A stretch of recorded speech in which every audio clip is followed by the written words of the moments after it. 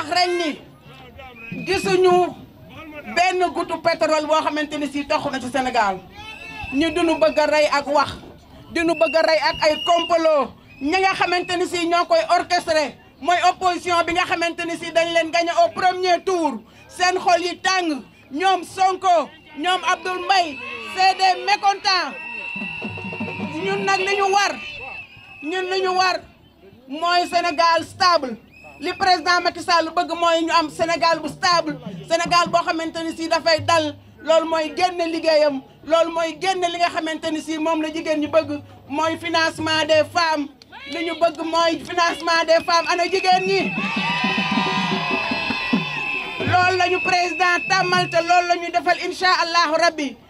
jigéen ñi liggéey góor ñi am émergence moo tax Sénégal mën a développé waaye mbele coow la nit bu lay wut nag day seet ki la gën a jege mu jaar fa moo tax ñu jaar ci frère am waaye kenn mënu ko yàqal tey kenn mënu ko yàqal suba gis ngeen xalif général des mourides li mu wax ci moom dégg ngeen li mu ko wax nee na ko Macky doxal sa dox kenn du ko laal incha allahu rabbi ñun Kébémer loolu la ñu wax doxal sa dox ba kenn laal la ñu dagaale ko moom.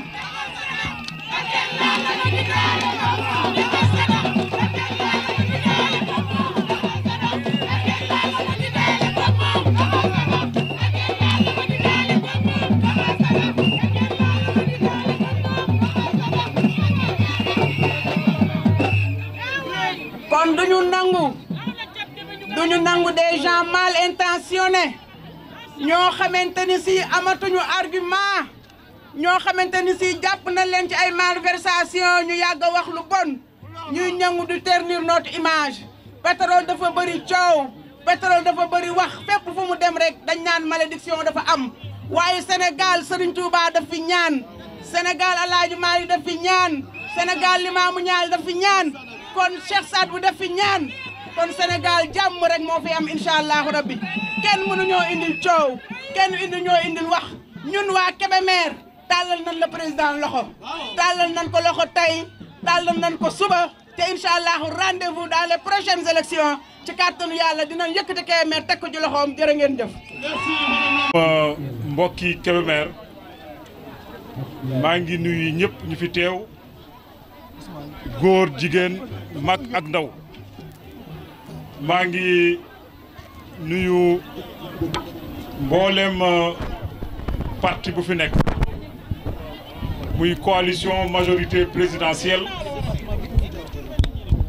waa parti socialiste noo ngi fii waa AFP noo ngi fii waa LDR Yeesal waa CPJ ADJ mouvement initiative républicaine mouvement suxali sunu gox waa APR ak képp koo xam ni président Macky Sall ñor na la maa ngi nuyu ñëpp di remercier madame le maire ci initiative bi nga xam ni moom la jël initiative bu am solo ci jamono yi nga xam ni nekk na jamono yoo xam ni ku nekk war ngaa yëkkati sa kàddu jamono la joo xam ni ñi nga xam ni am nañu dëgg te war kaa wax ñi am dëgg war kaa wax sunu noppee fukk yi nga xam ni safaan bi la ñuy wax suñ ko yàggee wax bu demee ba ci biir ñi nga xam ni amuñu dëgg dañuy yaakaar ni loolu ñu ñuy wax mu loolooy dëgg opposition sénégalaise ak ñi nga xam ni dañoo jóg tey ji taxaw di wax ci pétrole ci Macky Sall li leen tax a jóg mooy yëngal Sénégal li leen tax a jóg mooy yëkkati fitna ci réew mi li leen tax a jóg mooy nguuru Macky Sall président Macky Sall nu jëm a fexe ba nu jot ci te élection jotul président Macky Sall ni ko xalif général des Mourides dem waxee sëñ Sidi sëñ Mountakha li mu wax démb ñaanal na ko jàmm te ci yoonu jàmm lay nekk te fépp fu mu jublu jàmm moo fay ne ñu fi nekk di wax ñi fi nekk di yëkkati seen i kàddu yëkkatiwuñu ko lenn lu dul xajamal nguuru Macky Sall góorgóorlu fexe ba les 100 premiers jours du mandat de Macky Sall ndax fàtteeku leen ni président Macky Sall le 3 avril la prêté serment fii ak ay fan tuuti mu def 100 jours ci second mandat am bëggoon na ko kay yàqal ba mu faloo danoo njëkk a wax ni dafa bëgg 3e mandat nu dem ba ci biir mu wax dialogue de politique nu bëgg ko kay yàqal nu dem ba ci biir commencé wax ci pétrole boo xam ni 2024 ba lay génn te instant bi ñuy wax ni gaz la ñuy wax kenn waxagul pétrole nu yëkkati seen kàddu mel ni dana fa alal joo xam ne dañ koy jël di koy xëccoo di koy séddaloo jëmale ko ci njabootam loolu amul tey amul ëllëg amul suba su amee ku leer président Macky Sall la su amee ku am politique bu leer politique président Macky Sall la moo fi am politique yoonu yokkute Sénégal émergent fexe lépp loo xam ne fii ci Sénégal war nañ kaa am ci wàllu koom-koom ci wàllu jàmm ci wàllu wér-gu-yaram mu koy dox suba ba ngoon jot kon ñii taxaw di wax amuñu benn njariñ ay teefenk lañu nekk ci biir gétt gi fexe jéem a fexe lépp loo xam ne judd na ci biir gétt gi nu jëmale seen kër même président Macky Sall loolu taxu kaa jóg kon noo ngi wax béla mbokk Kébémer sénégalais bépp sénégalais boo xam ne Sénégal ñor na la tey bii na nekk bis boo xam ne ñëpp di koy def ku ne fa nga nekk nga taxaw jéem a def marche jéem a def sitting yëkkati sa kaddu pour que président Macky Sall mi nga xam dafa jóg pour réew mi jëm kanam mu ci wàllu koom-koom mu ci wàllu mbay mu ci wàllu njàng mu ci wàllu wér-gu-yaram mu ci wàllu aada ak bépp mënti doon ñun ñëpp nu jóg taxaw àndandoo ndey bokk noo ndey benn baay jàppale ko pour réew mi mën a avancer. ñi nga xam ne dañuy wër ci mbedd bi di wax bërki démb fi lañ def parrainage matul nu sax parrainage ku sa parrainage matul nu jëm élection mënoo fexe am ndam président Macky Sall gagné leen dès le premier tour avec 58% des voix 58% des voix ñoom ñëpp nu yaakaar na dem second tour dama ni jamono jin toll ni jamonoy liggéey la du jamonoy wax képp koo xam ne jóg nga pour liggéey ànd ak président Macky Sall ñi nga xam ne dañoo jóg di wax nag président Macky Sall noo ngi ci ginnaawam nañ ci am fulla ak fayda képp koo xam ne wax nga ba dem ba biir dikk xam ne yow la nga doon wax ay kàcc la yow la nga féete woon baa nga yéene woon président Macky Sall dañ fexe ba yow yóbbu la kaso parce que koo xam ne yàqkat la jàmm taxu kaa jóg yàq réew mi xaajale doomu aadama yi kooku dama lu su demee ba dikk déglu ko yóbbu fa këyit wax fa leen lu leer wanewul pétrole wanewul gaz wanewul xaalis buñ jël dama ni kooku su paree këram mooy rëbës kooku su paree warta nekk candidat présidentiel warta nekk candidat député warta mën a yore réewum Sénégal ndax kooku yéenewul jàmm ci Sénégal Sénégal nag dana war a teey gis ngeen li xew Tunisie gis ngeen li xew Libye gis ngeen li xew Algérie gis ngeen ci réew yooyu nga xam ne ay samba boy dañuy ñëw taxaw dañuy jël réew mi changé ko par des voies non démocratiques tey jii ba réew mi génnee ci loxoy président ya fa nekk ñoom nekkatuñu ci jàmm ñoo ngi ci kaw film suba ngoon Macky Sall nitu jàmm la nan ko jàppale nun waa Kébémer nañ jóg taxaw comme ni madame le maire def la coalition Benno Bokk Yaakaar nu taxaw Macky Sall jël Sénégal Kébémer it nu booleen ci émergence réew mi mën a soppeeku loolu amul waxtu salaam maa ngi sant ñëpp di gërëm ñëpp wasalaamaaleykum wa rahmatullah. Soutien au président de la République, son Excellence, Monsieur Macky Sall. Face à la vague d'indignation suscitée par le reportage de la BBC au Sénégal, l'APR de Kébémer ne saurait garder le silence et rester passif. Ainsi, sommes-nous réunis pour réagir aux mises en cause d'une frange de l'opposition sénégalaise par rapport à la gestion des ressources pétrolières et gazières de notre pays, afin de manifester notre solidarité aux frères Aliou Sall et à son Excellence le Président de la République. Nous mènerons jusqu'au bout la bataille sur le terrain politique. Des opposants ont porté des accusations graves sur de notre citoyen sans donner les preuves de leurs allégations. Ils font croire à une gestion opaque de la manne énergétique, à la spoliation des intérêts du Sénégal. Cette opposition orchestre des complots, alimente des débats stériles pour semer le doute et le discrédit sur la gouvernance du président de la République, son Excellence Macky Sall. Mais notre peuple est mûr. Les Sénégalais savent disséquer le vrai et le faux.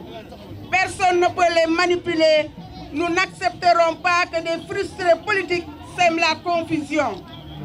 En vérité, Aliou Sall n'est pas leur cible olof nee na nit bu lay wut jéem jotu la day seet ki la gën a jege mu jaara fa yàqal la Macky la ñuy wut te duñu ko am. Toute cette malheureuse controverse n'est entretenue qu'autour d'un tissu d'amalgame et de contre-vérité destiné à alimenter une autre campagne insidieuse qui vise le président de la République.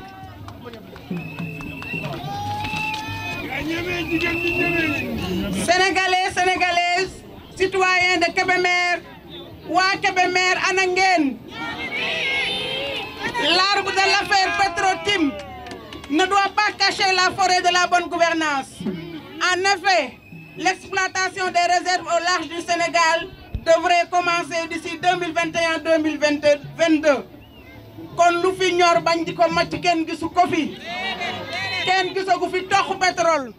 Le Sénégal demeure uni et indivisible. Nul ne peut ternir l'image de notre pays. Le Sénégal est debout. Le Sénégal est debout et restera debout, Inch'Allah. Ainsi souligne le président Macky Sall combien me tient à cœur la protection de l'intérêt de notre pays. Ma volonté est de mettre le Sénégal à l'abri des convulsions symptomatiques de l'exploitation du pétrole et du gaz. Je veux un Sénégal prospère, je veux un Sénégal de tous, un Sénégal pour tous. Aujourd'hui, l'heure est au dialogue national. L'urgence est de répondre à l'appel du président de la République pour faire le diagnostic de la situation du pays et ensemble régler les urgences, achever les grands chantiers du chef de l'État. Monsieur le Président de la République, vous êtes notre modèle et nous vous réitérons encore une fois notre loyauté et notre engagement sans faille pour l'émergence du Sénégal. Vive la paix de Kébémer, vive le président Macky Sall, vive le Sénégal. Saluer l'ensemble des militants, des responsables ici présents. Remercier les partis présents de la coalition majorité présidentielle, le Parti socialiste, l'AFP, LDR-ISL, CPJ-NLR, ADJ, Mouvement Initiative Républicaine, Mouvement Suqali Sunu Gëg ak l'APR. Remercier tout le monde de la forte mobilisation et de la très belle organisation et de cette très belle initiative de Madame le maire Binta Kébé. Je pense que c'est une initiative à saluer, à renforcer et à maintenir. Nous avons besoin, et le président de la République, le Sénégal a besoin de ses fils, debout comme un seul homme, autour des intérêts du pays. Et le seul intérêt de ce pays, c'est la paix, la stabilité et la prospérité. Et nous devrons rendre hommage au Khalife général des Mourides, Serigne Mountakha, pour sa générosité, les belles paroles, les prières qui ont été formulées hier à l'endroit du président de la République, et souhaiter que ce président de la République puisse entreprendre un développement économique et social du Sénégal dans la paix. Dieu est à ses côtés, comme il l'a dit, Dieu est aux côtés du Sénégal. Le Sénégal est un pays de paix, un pays où nous devrons contribuer pour son développement. Aujourd'hui, je pense que l'initiative qui a été organisée aujourd'hui, c'est d'amener à faire comprendre aux Sénégalais que les objectifs de l'opposition, c'est de salir les 100 premiers jours du mandat de Macky Sall. C'est de montrer que le président Macky Sall n'est pas un travailleur alors qu'il en est. Le président Macky Sall a travaillé pour l'émergence du pays. Et dès le début de son second mandat, ils ont commencé à agiter le troisième mandat. Après, saboter le dialogue politique national et aujourd'hui parler du pétrole et surtout de la répartition de ressources, d'une ressource pétrolière qui n'est pas encore exploitée. Le Sénégal est entre de bonnes mains. Le président Macky Sall travaille pour que le Sénégal soit en paix, soit un pays émergent. Et nous devons tous, chacun en ce qui le concerne, femmes, jeunes, enfants, travailler autour donc des objectifs de développement et d'émergence du Sénégal. C'est cet appel que nous voulons lancer et demander à ce que tout le monde, Kébémerois, Sénégalais, chacun là où il se situe, qu'on se prépare comme étant les garde-fous du président de la République. Ceux qui aujourd'hui proclament haut et fort qu'il y a une mauvaise gestion des ressources pétrolières, qu'il y a de l'argent qui a été détourné, ou je sais quoi, des ressources qui ont été réparties entre des personnes sans pour autant en apporter les preuves. Je pense que après leur audition auprès de la DIC, s'ils montrent que leur déclaration n'est pas une déclaration avérée, je pense que ces personnes-là, leur seul domicile c'est Rebeuss et ne méritent pas d'être candidats ni à la présidentielle ni à la députation. Voilà les mots que nous voulons adresser et encore une fois remercier tout le monde et féliciter Mme Bide Kébé pour la très belle organisation et encore une fois vous la presse pour être venus et avoir donc couvert cette belle manifestation.